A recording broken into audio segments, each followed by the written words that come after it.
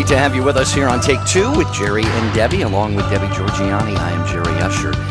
And something that people don't talk about every day, but it is really, it's part of our lives as Catholic Christians, and that is the Latin language. And we are going to be talking about that today and your experiences with that, if you've had any during your lifetime.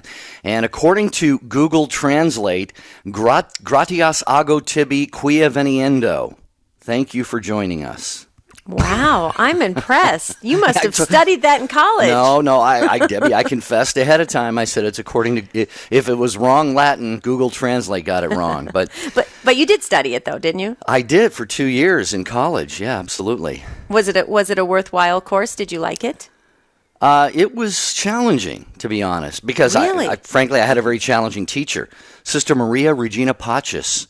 Oh, okay. She didn't break out the ruler, but boy, if you didn't have your homework done or weren't able to translate the assignments, she let you know that you needed to work harder on that. So. Wow. So do you remember how, if you see Latin, if you can be able to pick it up, you can read it, you can speak it, how far along advanced are you, or have you not practiced it enough? Well, I think that they say that this is, when you're studying a foreign language, it's most difficult to speak to speak it, I believe, and it's a little less difficult to read it. That's right. It's least difficult to translate it or something like that. But dear listeners, we want your take on Latin today, and here are just some thoughts. Maybe you studied Latin at some point in school. Maybe you remember way back when the Mass was only in Latin. Or maybe you thought that using Latin was a waste of time in everyday life because it's not used in everyday life. Or here's another thing too, Debbie. The study of Latin helped me so much in my ability to use to use the English language. Mm-hmm. Because as you know, being Italian, a lot of languages come from Latin. Yeah, that's right. And I remember you saying that when you do some of your writings for Third Millennium Media, Jerry, you've always relied back on your Latin understanding, and I think that is wonderful. And maybe our listeners don't even realize that the official language of the Roman Catholic Church is Latin. And why is that? It's fascinating, and this is going to be a great discussion depending on you. So if you are listening right now, we believe there's no accident. If you want to weigh in on this subject and let's see where this conversation unfolds, that would be great. But here's the number. You're going to talk to Matt Gabinski. He's so awesome. I love Matt. And you talk to Matt and you'll be put on hold, but while you're on hold, you'll be able to listen to the show live and you'll just be able to jump right in and continue the conversation. Here's the number, 1-800-585-9396. Jerry, my memory of Latin is the sisters taught us different prayers in Latin. We sang in Latin, and I still remember the Tantum Ergo. I still remember so many songs in Latin that it's just every time I hear, there's something about the language that I don't know if it does it to you, Jerry, but when it's sung, there's a change that happens in me, an interior change. I just feel it. It just feels very angelic, if you will. So maybe you resonate with that, dear listener. And so here come the calls. That means you do have something to say. 1-800-585-9396. Yeah, or you can text your take or your question to the letters EWTN at 55000. Maybe a small data rate depending on your phone plan. But what I find fascinating, Debbie, is that here I think in the last 10, maybe 20 years, we have seen a number of times where a group of monks or religious sisters have recorded CDs, Latin, like Gregorian chant and so forth, and these have skyrocketed to the charts. So, dear listeners, why do you think that is? Maybe you've got a take on that. The beauty, just something beautiful about the Latin language and Gregorian chants. And Debbie, we're also seeing a lot more, I think, of families pointing toward kind of like a classical education for their kids that includes the great books and studying Latin and so forth. So I'd love to hear from some parents about why they feel it's important to get their kids exposed to Latin and to hymns and things like that. Well, yeah, and here we've heard it before on the show, Jerry. Several times folks have called in and shared about how many of our prayers are spoken and sung in Latin. And why is that? And maybe sometimes people feel a little left out, if you will. Like, what does that mean? Well, I think it challenge all of us to really research and be able to uncover the meaning, the rich meaning of what the Latin language has to offer us in terms of scripture, in terms of our spiritual life, and in terms of the Mass. So this is a very important spiritual discussion I believe we're going to be having today. And if you want to weigh in on this, especially if there's any priests or sisters, deacons listening, tell us your feelings about Latin being incorporated really more and more into our Masses. So here's the time, here's the place, and here's the phone number, 1-800-585-9396. Well, we even see this in a lot of modern, disciplines that go back a long ways, but they're still used, like in the field of medicine. You will see the Latin language often used with regard to, body parts, for example, are often in Latin, and medications, and what else? You see it in the field of science, and when they're excavating bones of prehistoric animals or something. So it's a far from dead language, but it's not something that we use every day. But you really, I think, pointed to a good question, Debbie, at the start. It's the official language of the church. Why is that? You remember the joke? It goes, the Kyrie eleison is the only Latin I know. Why? Kyrie eleison is Greek. Oh, that's... Yeah, the old joke. I don't know much Latin. Oh, the Kyrie eleison is the only Latin I know. I just caught it. Okay, I'm a little slow today. I'm sorry. You're okay. That was a good one. Can I use that one? Sure. Yeah, that caught me off guard. I love it, though. Okay, this is Take Two, your show with Jerry and Debbie. We're talking about Latin. It's not just for lovers. It's the official language of the Catholic Church. So take ownership of this discussion by calling in to 1-800-585-9396, or you can text us to the letters EWTN to 55000. Stay with us. We'll be right back.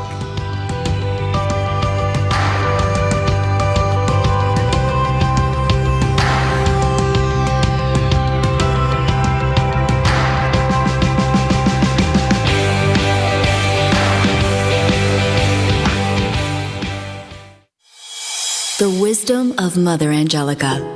If we come here in the First Thessalonians, we find that St. Paul says in chapter 5, verse 17, he said, pray constantly. Now, it's hard to do, isn't it? Huh? It's not hard to do, really, if you pray in your heart. That means that inside here, I have to have a spirit of prayer. I have to be in a grateful disposition of mind and heart. So instead of getting angry and frustrated, I say, well, thank you, Jesus. I thank you for all the heretics in the country, in the world. Maybe they could be converted. Maybe you could give them a great big grace and they can turn around and fight for the church the way they should. That'd be better than getting angry, wouldn't it? And then for all things, give thanks to God, because this is what He expects you to do in Christ Jesus. For more information on Mother Angelica, visit Religious Catalog at EWTNRC.com. CNA is the only fast, reliable, and free Catholic news source that brings blogs, stories, opinions, and more to your fingertips. For the latest Catholic news, visit CatholicNewsAgency.com, an online service from EWTN News. We know you like listening to Take Two with Jerry and Debbie on EWTN Radio, but have you thought about bringing them to your next event? No matter what type of event you're hosting, parish mission, conference, or retreat, trust Jerry and Debbie to make it come alive. Begin the process today of taking your presentation to the next level of success. For information on booking Jerry and Debbie, visit take2show.com, click on the J&D logo. Father Larry Richards. You know, I'm from the city of Pittsburgh, Pennsylvania, and both of my parents, both of them, were police officers. My father was a police officer, and my mother was a police officer. They always thought I'd be a cop, too, and in some ways I am, a spiritual cop. But we keep doing what we do, and we come from wherever we come from, it doesn't matter. Where God is calling us is what's most important. Open Line with Father Larry Richards, Thursday, 3 p.m. Eastern on EWTN Radio. This is Janet Benkovic, host of Women of Grace. Hello, this is Cardinal Donald Wuerl of the Archdiocese of Washington. This is Gloria Purvis, host of Morning Glory. Thanks for listening to the EWTN Global Catholic Radio Network.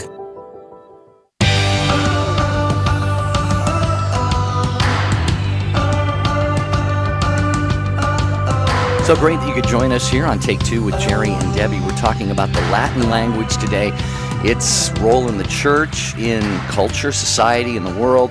I really think it's making a bit of a comeback. It was really one of the most important courses that I took when I was in college at Franciscan University, and want to hear your thoughts on this here, and how, if at all, that you use Latin, or if you just appreciate the beauty of the language in the liturgy and in the hymns and so forth.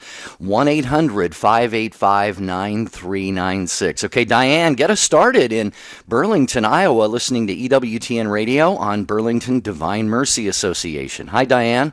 Oh, hi. Welcome. I'm just waiting. And I just wanted to call in because it's such an interesting topic.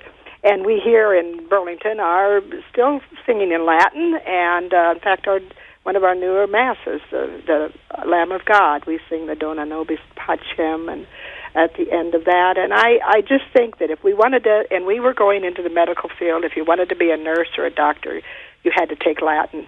And so I just had 2 years in high school, but by golly, that was the only language we had at the time, back in the 50s. And so I would love to see it come back. I really would. And I think it helps so much in the field, the medical field, plus your English. And so you said it all. So, well, I halfway listen, but I think it's not a dead language.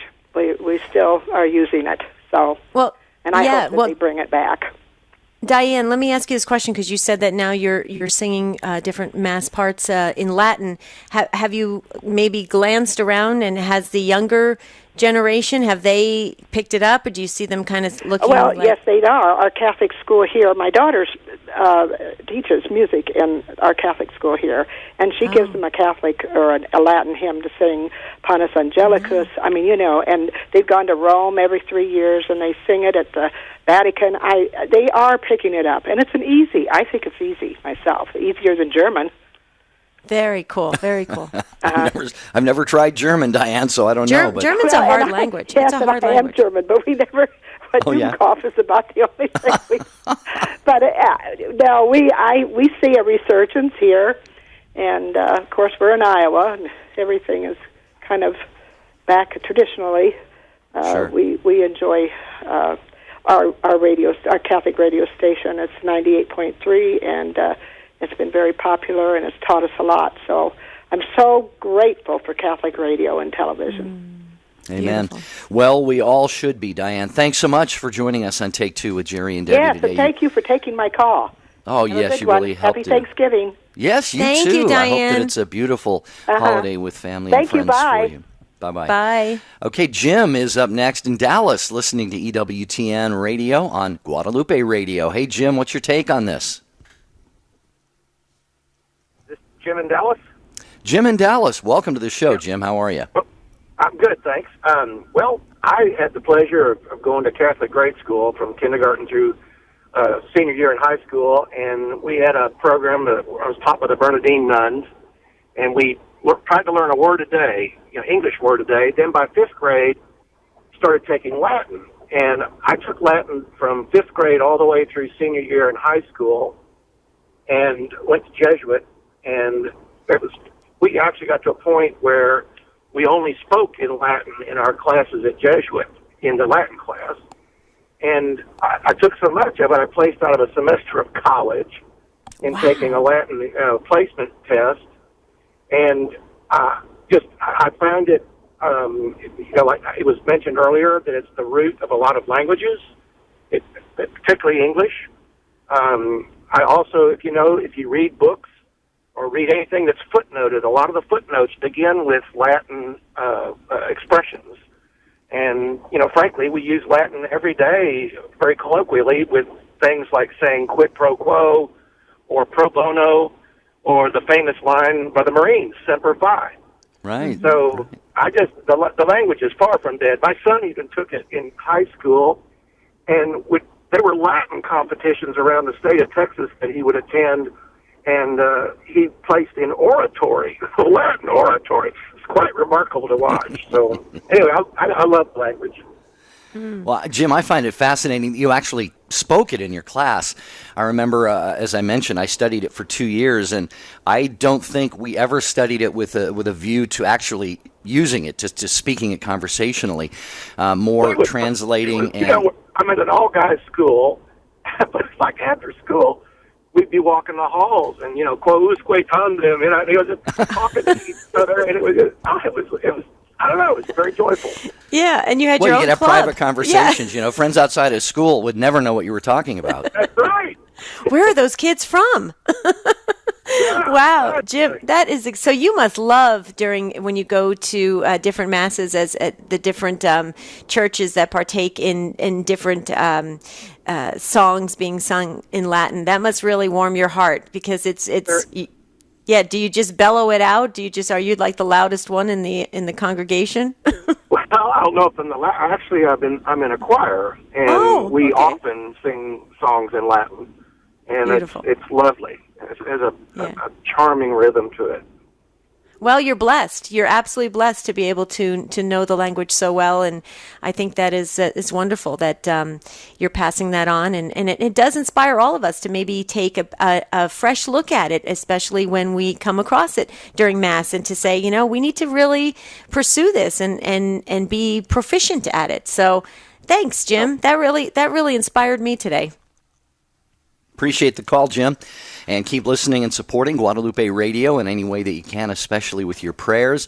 Take two with Jerry and Debbie talking about Latin. We're going over to Karen in Detroit, listening to EWTN Radio on Ave Maria Radio. Hello, Karen. Welcome to Take Two. Hi.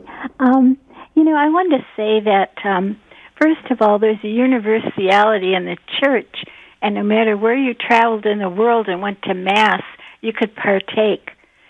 And also, I think that when most of the Latin songs were written, they were written in a time when the world was more reverent, when those songs were a song of adoration and praise and scripture.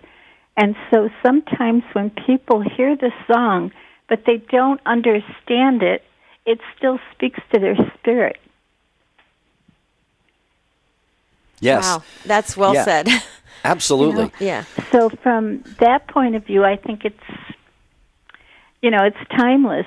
God speaks to us still in those words. And people farmers used to have altars out in the field and stuff and pray 3 times a day. And, so we've gotten so far from that.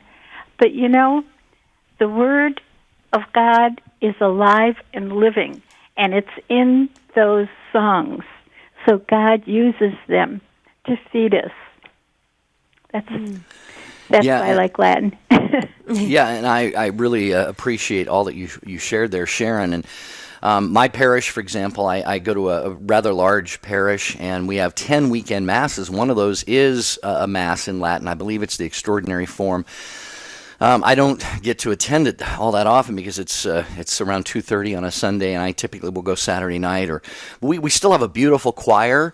It's a very professionally directed choir at the Saturday Vigil Mass that I go to. Absolutely heavenly. But there's still, Debbie and Karen, something about when it's in Latin, I don't know. Maybe it's the fact that in Latin the word order in sentences is really, I don't want to say irrelevant, but you can almost structure Latin sentences in such a way that the conjugations and declensions of the words really help determine the sense and the meaning of what is being said. So you can kind of restructure the word order if you want. Maybe that helps in putting rhymes together or something, or just the flow or the beauty of the hymns. But I just find Latin hymns, especially when they're sung, man, when you've got a beautiful acoustic setting, like in a monastery chapel or something, just absolutely beautiful. Well, yeah, that's what I was sharing with how angelic they sound. But Latin, Karen, you shared it perfectly about Latin. It's reverent. It is just sacred, and that's why it's precious. And so I think it does. This conversation, I think, is for so many of us that maybe are a little hesitant with, how do we enter into that beautiful mystery of the Latin hymn or the prayers. And I think this gives us a little bit of nudging that we need to really let ourselves be transformed by the Latin language. So Karen, you nailed it. It was great. I'm so glad you took the time to call in, and I'm super happy that we got to benefit from your wisdom. Thanks, Karen. Have a beautiful early Thanksgiving. Okay, so we're going to move right along to Kathleen. She is listening to EWTN Radio in Indiana on Catholic Radio Indy. Hi, Kathleen. Welcome to Take Two. All right, can you hear me all right? Yes, Just great. fine, Kathleen. Great to have you with us. Okay, you know what? I just want to say first, the radio station, the Catholic radio station, has drawn so many people back to the Catholic religion. I mean, I talked to someone yesterday that said they've just almost quit watching TV and they're just listening to your station. So, I mean, you guys are doing so much good. But may I say, and I don't want to step on no one's toes out there, that Latin is great and it's beautiful, but all of our younger generation is our future in the church. And I sent both my children to Catholic schools, grade school, high school, and they know no Latin, none. And most of us older people, I mean, I was right during the change, and we didn't learn any Latin because it got turned. That order got turned the year I came into first or second grade. So we didn't learn any Latin. It was straight into English, and that order turned. But I'll tell you, Catholics come home. Well, I mean, there's people that left because they didn't understand that Latin. It is another language to learn. But, I just want to say it is beautiful. It is wonderful. It's a great way to praise God. And I do like it, and I don't know much of it. I'm just saying, the future is the younger people, and they don't know it. And, I don't know. Well, that's true, Kathleen. Don't go that way because it does alienate so many people that don't know the language, and with so many other things we have to learn nowadays, because whatever it is, the computer or a new program or this or that, you're almost like, okay, now we got to learn a new language to go to church. I don't know. That's going to alienate some people, but Diane, I want to comment first of all on what they stand for. Yeah, I want to comment first of all on your point about Catholic Radio, and the folks at Catholic Radio Indy are doing a fantastic job, as are all of the affiliates of EWTN Radio, so thank you all, and we will not know the fruit of the efforts until we get to heaven, and we just pray that God will multiply our humble little efforts. I would say this to you, Kathleen. I agree with you very, very much. Young kids today are probably not the least bit turned on or excited about studying Latin, but there's a lot of other things they're not excited about studying too, like math and science and social studies and things like this. Sometimes they gravitate towards something that they have a sort of an aptitude for. But Latin is the official language of the church, and I would say that you mentioned that a lot of people were alienated from the liturgy, if I heard you correctly, or from the church because they didn't understand what was going on at Mass. And there, I just think we need to educate. There's certainly nothing wrong with the Mass in the vernacular. The church has allowed that. But Debbie, I'm seeing, even among young people, and correct me if I'm wrong, you probably have a better perspective on this than I do, having been in religious education, but a lot of young people are showing a newfound hunger for Latin. Absolutely correct, 100%. In fact, young married couples are choosing a more traditional Catholic upbringing for their families, and that includes Latin. And Kathleen, I agree with you as well. I echo what Jerry says, that it can be, that's why I was trying to say at the beginning of the show, we can be a little hesitant for those that don't really understand what the meaning is behind the beautiful Latin phrases, especially when they're sung in the hymns. But after this break, I just want to share what I think can happen if we allow ourselves to be open to the Spirit. So you got to stay with us. We'll be right back.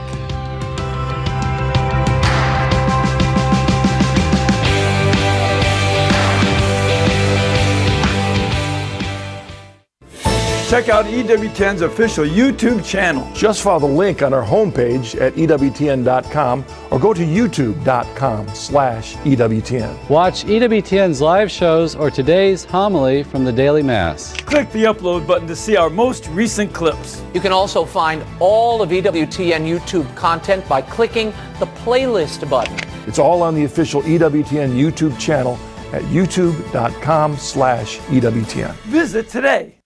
Rory's an incredibly fit young man in training with the Marines. One of his comrades is flat out chubby. During training, they had to do 60 burpees in 8 minutes. If you don't know what that is, Google it. It's a painful exercise. Marines were snickering at Rory's friend and he was about to give up. Rory got right in his face and shouted above all the other voices, "You look at me. All you see is me. All you hear is my voice. You can do this." And he did. A week later, Rory's commander gave him the challenge. Everyone do 60 burpees in 8 minutes. Rory, you do 80 burpees in 6 minutes.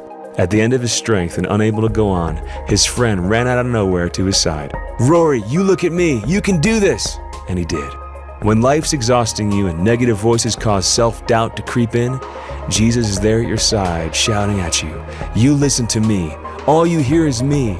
All you see is me. You can do this." Listen to him, friends. This is Chris Stefanik from RealLifeCatholic.com on EWTN Radio. The EWTN book of the month for November is Mother Angelica on Christ and Our Lady. Timeless insights on Jesus and our Blessed Mother received by Mother Angelica during her intimate moments before the Most Blessed Sacrament. It's available through the EWTN Religious Catalog web store, EWTNRC.com, 24 hours a day, 7 days a week, or call 1-800-854-6316. EWTN. Live truth. Live Catholic.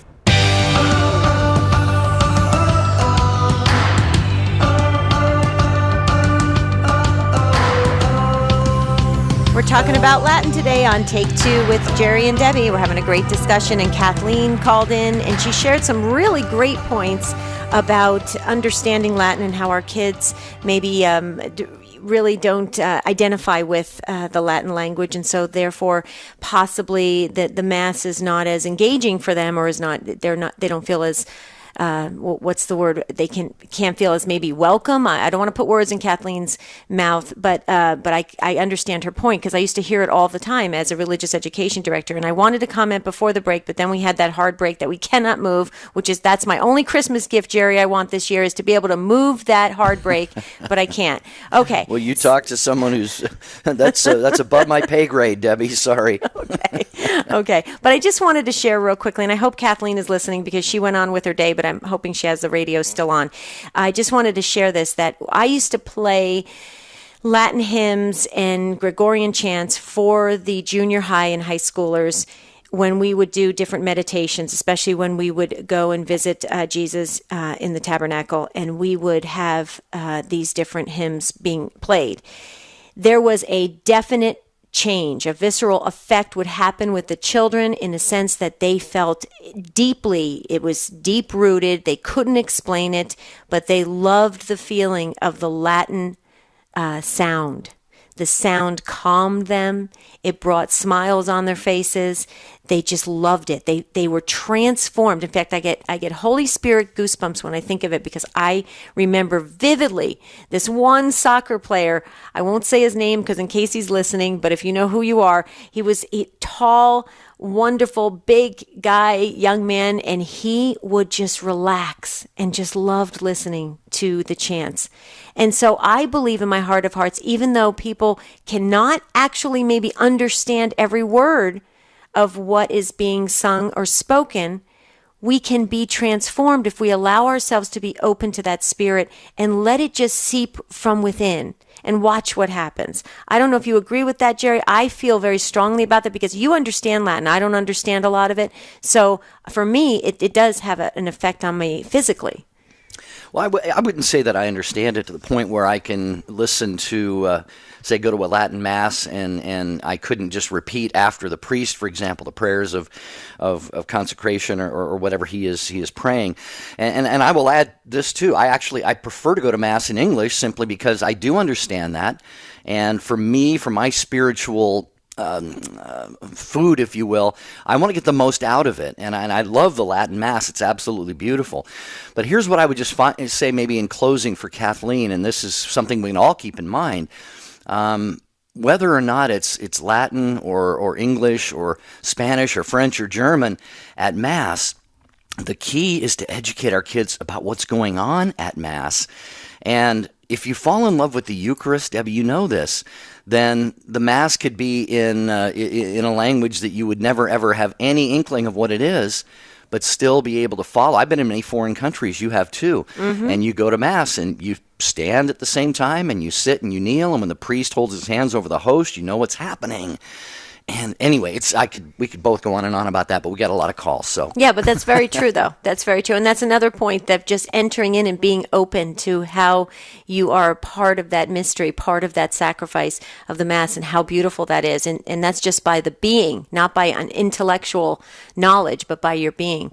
Okay, beautifully, well said, Jerry. Sarah, you're listening so patiently. Sarah, I'm looking at the clock. You got our Virtual Patience Award. You're listening. You're listening to EWTN Radio in Dallas, Texas on Guadalupe Radio Network. Hi, Sarah. Welcome. Hi. Hi. Oh, hi. Good, Sarah. How are you? I'm good. I go to a non-Catholic school in Dallas, and we're required to learn Latin for at least 3 years. Very nice. Very nice. Did you say a non-Catholic school? Yes, ma'am. Wow, and you're required to learn Latin, and the reason being is because it's the root of so many professions. Is that what's the reason? Well, our school is based on the founding fathers, and they rooted their education in Latin. So we learn Latin for our education, and we see it in all of our other classes. Okay, so is this a Christian school or a public school? It's basically a public school. Basically, okay. So like a charter school? It's a charter school, yes, ma'am. Okay. What grade are you in, Sarah? I'm a freshman in high school. Wow, you're beautiful. I just love your voice. It's so angelic. Your parents are very lucky they have you. Thank you. Sarah, can you say something for us in Latin? Well, I learned a poem that I can say. I know I just put you on the spot, young lady, okay. but Okay. Go ahead, give a line from the poem. O nomis referentum mare te milli fructus, o quid augis portater ocio portum, nonui desi. I forgot the other part. That's okay. That's okay. That is beautiful. I'll bet you know some Catholic prayers in Latin too, probably the Our Father and the Hail Mary and prayers like that, I'll bet, don't you? No, sir, but when I was in Catholic school in 6th grade, I learned a prayer in Spanish, because that's what we took then. Oh, okay. Good. Okay. So, Sarah, did you hear me talk about how the junior high and high schoolers, when I used to play the Gregorian chant and hymns, it would just have a different effect on just how you physically felt, just relaxed? Do you ever get that when you're hearing Latin? Does Latin just kind of make you, it is I think, a very relaxing language. What do you think?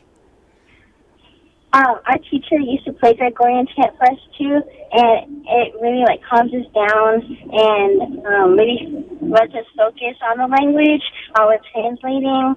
And in my class now, my teacher just speaks in Latin, and we have to figure out what he says. Wow! So it's like immersion. I love that. Very cool. I have to ask you before you go, Sarah. What are you going to do when you get out of high school and college? What do you want to be? I don't really know, but I have a crazy dream to be a Disney princess. Oh my goodness! Okay. Or something in the medical field. Okay. But it depends where God takes me. That's right. That's the best possible answer. Bless your heart, Sarah, you and your family. Thank you for gracing our program today with your call on Take Two with Jerry and Debbie. 800-585-9396. We're talking about Latin, its use within the church today, its usefulness in our lives. And do you have an affinity for it? Maybe you don't. Maybe you just prefer that we kind of move on without Latin. We have a lot of different takes on the line here, so we're going to go to Len next. listening to EWTN Radio on Redeemer Radio in Fort Wayne. Hi, Len. Welcome to Take Two. Hi. This is welcome. Len Zaretsky. Yep. Go right ahead. I just wanted to provide a scientific basis for anybody who has an emotional response to the Latin songs or Gregorian chants. And it has a basis in fact because the behavioral scientists at the time in the era of the initial formation of Latin song and Gregorian chants, were experimenting with frequencies, and they found certain frequencies, and they're labeled the solfeggio frequencies, and they found that the frequencies like 396 hertz, 417 hertz, 528 have emotional responses. The first one is liberating guilt and fear, and the second one is undoing situations and facilitating change, and the third is transformation and miracles formation.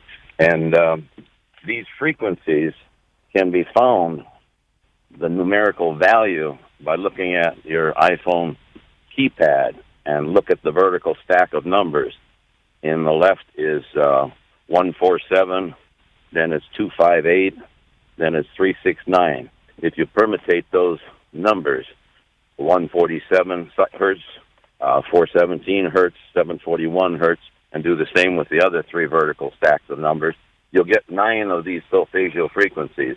And just like anybody that knows from their physics class, when you ring a bell or a tuning fork, people have a response.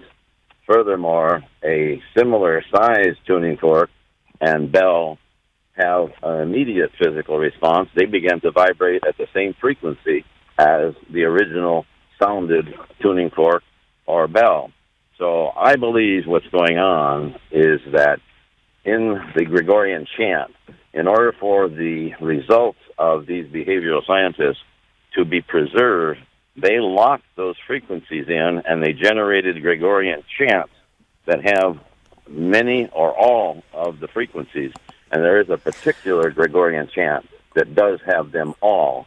And so that's how they coded and kept for posterity the particular frequencies. These frequencies also are known by it sounds like you've studied. Yeah. Len, it sounds like you've studied this quite extensively, and this may be a possible topic for a future show. So keep that in mind, Len. But it does raise a great point that there is, which we have demonstrated just by even Sarah's call when she was sharing how her teacher plays the Gregorian chant. I played the Gregorian chant. How there is this calming effect that happens, and how beautiful that is. So if there can be a scientific way to explain that, even more exciting is it that those effects that are happening to all of us when we listen to the prayers or hear the hymns, they are that much more powerful, if you will. So thank you, Len. That's quite extensive, though. We'll have to save that one. We made a note of it, Len, and we appreciate the call because it does always help when we can add some science around it too, to just make it, confirm it. Jerry? I was just going to add what you just said at the end. Len, thank you again for the call. And it is beautiful when they do studies of the human person, and like he was talking about musical frequencies and all of this stuff. And I don't understand it really. It's a little too deep for me. I mean, I had enough trouble just learning a few Latin words, but it sounds, it's another situation here, perhaps, Debbie, where those who do delve deeply into these things, it just goes to kind of confirm that the church may be onto something, and likely is onto something. Great wisdom the church has. Yep, absolutely. All right, 800-585-9396. If you've never been to the shrine of the Most Blessed Sacrament in Hanceville, Alabama, folks, Debbie and I want to encourage you to go. We've both been there several times. That's where Mother Angelica was laid to rest. And EWTN can help you put a pilgrimage together. They make it so easy. So just wanted to make a quick note of this before we take our next call. You can start your next pilgrimage by calling 205-271-2966. You can get that number also on the EWTN.com website. But you tour the EWTN campus. You can sit in on live shows with people like Father Mitch Pacwa and others. And again, like I said, visit the final resting place of Mother Angelica. So consider being spiritually renewed with your next pilgrimage to EWTN and the Shrine of the Most Blessed Sacrament. Okay, I want to get as many of your calls in as possible. Jennifer, thank you also for waiting in Columbus, listening on EWTN.com. Thank you, Jennifer, and welcome to Take Two. Hi, thank you for taking my call. Sure. Hello? Yep, what's your take on Latin, Jennifer? Well, I am a pretty young person. I'm 30 years old. I never grew up with Latin. I went to public school. I did go to Novus Ordo Mass all my years, pretty much. It wasn't until I was discerning religious life when I spent a few weeks with some sisters here in the Columbus area. They introduced me to the Latin Mass. And trying to just get used to it. It took me a while, but eventually I did get used to it. And now I go to a local Latin Mass here in the diocese once a week, while I go to the Novus Ordo Mass daily throughout the week. And I'm just really excited about Latin overall, and it's just the beauty of the language and the hymns associated with it. Well, Jennifer, was there any one experience or an encounter with Latin that kind of got you started to be interested in it, like it sounds like you are? It was actually when I was discerning religious life. There's a group of nuns here in the Columbus area who attend the Latin Mass pretty frequently, and so they introduced me to the Latin Mass. So that's how I became exposed to it. Okay, beautiful. And Jennifer, may I ask, is the vocation still something you're discerning, or where are you at with that? No, I'm actually married right now. So. Oh, okay. Yeah. Oh, very cool. So there's your vocation's vocation. been discerned. There's your vocation, Jennifer. That's awesome. Well, congratulations. That is beautiful. And but that helps us, because you stated that you're 30 years old, and yes, you are young. You're right. Keep that youth. It's great. But it's wonderful that you said that you started out and you weren't. It kind of took a little while, and then you kind of was enveloped in it, or you understood it in a way that it became something that was, I guess, easy for you to be around and to be part of. And so that's important that everyone else hears that as well, because I think that's where the hesitancy is. It's like, well, I don't know this language, I'm going to stay away from it. But see, you were immersed in it by those great nuns that introduced you to it, and so now it's part of your spiritual walk, your spiritual faith life. I think that's beautiful, Jennifer. Yeah, I might also add that occasionally when I'm by myself, I sometimes pray the Rosary in Latin. Oh, wow! Yeah, very cool. Where did you learn how to pray it in Latin? I just heard it on another program a while ago, where the caller mentioned that she prayed the Rosary in Latin, and I'm like, oh, I'm going to try that. Okay, that is really, really awesome. I'm going to try that too, Jennifer. Okay, that is great. I love that. I never even thought of that. Mm-hmm. Wow. Beautiful. Thanks, Jennifer. One of the thank you very much for the call, Jennifer. Appreciate that. I just recalling to mind one of the years I was in priestly formation in one of the seminaries I went to. After dinner, a group of us would gather in the chapel and pray the Rosary, and we would pray it in 5 different languages. Each decade, we would pray in a different language. Really? What were the languages? I mean, not that we all knew all the languages. We just wanted to make like an international. Well, yeah, it was an international student body, so we would pray one in English, Spanish. Wow. The last one was Latin. We did one in Samoan. There were Samoan Pacific Islanders there. Okay, that is cool. Like Vietnamese maybe or something? So we would do the first half of every Hail Mary in English, and then the group that, whatever language it was on that decade, they would pray the second half. And it was really, really a beautiful international rosary. So. Okay, that is amazing. So you get all great ideas. I'm just making notes like crazy. All right. Okay. Bill, thanks for waiting in Hudson, Indiana, listening also to EWTN Radio on Redeemer Radio. Hi, Bill. Welcome. Thanks for your patience. Hello, Bill. Hello. Greetings. Welcome to Take Two, Bill. What are your thoughts on this? Is this the radio program? It's Take Two with Jerry and Debbie, and we're talking about the Latin language. Did you have a comment on that? Am I on the radio now? You are live on the air, Bill. Okay, well, let me tell you that I graduated from high school in 50 from a Catholic high school, and I sang in the Glee Club, and I sang the Mass in Latin. I enjoyed it. I got a lot of warm fuzzies from it. However, I listen to EWTN, and I get irritated when they start saying the Mass in Latin. I need all the good advice and words from the Mass, and when they say it in Latin, I don't understand it, although I took 2 years of Latin. My son, who's on the verge of falling out of the church, is C&E, Christmas and Easter type Catholic, has walked into my house and while I was listening to it, and he stopped and listened to the Mass. But when it came to Latin, he got turned off also. Here we have today, 80% of the Catholic graduates from catechism class are dropping out. We need evangelization. We need understanding of the church. We need understanding of the Mass. And we get something in Latin that we can't understand.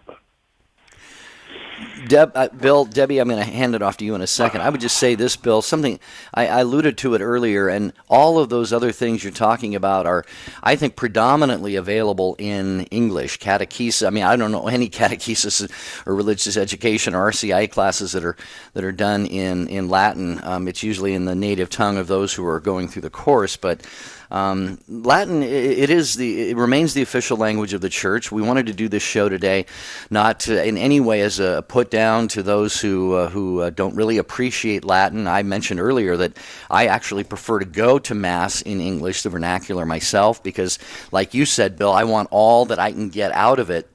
But Debbie, I don't know. Do you have any words of wisdom that might give Bill some peace of mind? Well, Bill, this is what I share with the young adults that have that same exact, like when the point where your son heard the Mass in Latin, all of a sudden he kind of maybe turned away. I say this all the time, and I go back to what Jerry said earlier in the show, that the source and summit of our faith is the Eucharist. And the Eucharist, the mystery of that, the sacredness of it, the sacrifice of the Mass is absolutely unchanging, and it's in every language, and it's the words, if you will, of consecration. And the actual action that's happening right there, where heaven meets earth, where we're right there at Calvary, that happens in any language. And here's the thing. I would just ask that anyone interested in the Catholic faith or have been in the Catholic faith and feel maybe that they just don't want to be a practicing Catholic, take a look at it again, but look at it from a spirit sense. It has to involve the senses. It has to involve our spirit more so than our intellect. And I say that in a way because if we're only going to try to participate in things we understand, then we lose out in that precious sacredness and the mystery of our faith that has been carried on for over 2,000 years. And so I would just ask to just let it absorb in. Don't try to understand, and see what happens. See if you're changed a little bit for the better after Mass. So that's all that I would say, Bill, just as a challenge. And I've always offered that up because even my own family members have had the same objection to the Latin prayers and hymns. And so that's always been my response. Hope that helps, Bill. And I hope that maybe could encourage your son as well to take another different look at it. That's what Take Two's all about. We take a fresh look, a second look. And so I hope that helps, Bill. Have a beautiful... God bless you, Bill. Yeah, thanks. Yes. Just wanted to mention, we're going to go to Lisa next, but Sue in Indiana sent us an email at take2@EWTN.com. And Sue says, I am very drawn to Catholicism for its use of Latin. It is so beautiful. And she says, this is important. I like this. Sue says, cherish your religious heritage. Protect it. Sue, very, very good point. And we're also, you can comment on the take2show.com website, which Michael did. Michael said, I took a semester of Latin in college.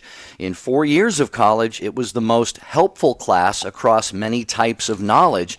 Even in the secular world, it is the foundation of scientific knowledge and language. And Michael ends by saying it should be brought back into general curriculum again. So, Sue and Michael, thanks for getting a hold of us. And Lisa as well in Ann Arbor, Michigan, listening to EWTN Radio on Ave Maria Radio. Got about 90 seconds, Lisa, but we wanted to get you in here. Thanks for calling. Well, thank you. I just wanted to say that in the Western Rite, Latin was the equivalent of the iconostasis that the Eastern Rite has. They have a physical barrier around the altar in front of it because it's the Holy of Holies, so to speak. Well, Latin was that covering, veiling. But then for the last 40 years, we've gone vernacular, and everything has kind of suffered, the reverence, the belief, because you're entering into the Mass remains on just more of an intellectual kind of plane. And, our minds are limited, and we can't really understand the transubstantiation and God. And the Latin is like that iconostasis. It helps us to go deeper, to enter into the mystery of God, which is beyond our intellect. And so I grew up Protestant, so I had no idea about this. And I went to Novus Ordo Masses, and it took me about 6 weeks, because at first I didn't like it either. I thought, I'm used to this kind of superficial, being at just like the top level of the Mass, understanding. Right, but Lisa, I think you nailed it perfectly in that it is a beautiful, sacred language that can transform us if we just allow ourselves to be open to it. I think that's where your come from was, and it was beautifully said. And as you can hear the music, the show is wrapping up, and Sheila and Fran, we're so sorry, and the others, we couldn't get to you. We wish we could. We wish we had several hours, but we only have one brief hour, but another show planned for you tomorrow. That's right. Have you ever been passed over for something you felt you deserved? A promotion, being hired for a particular job, what have you? Hey, what about me? That's our topic tomorrow on Take Two with Jerry and Debbie. Until then, Deb. Have a beautiful and blessed day. We'll see you real soon.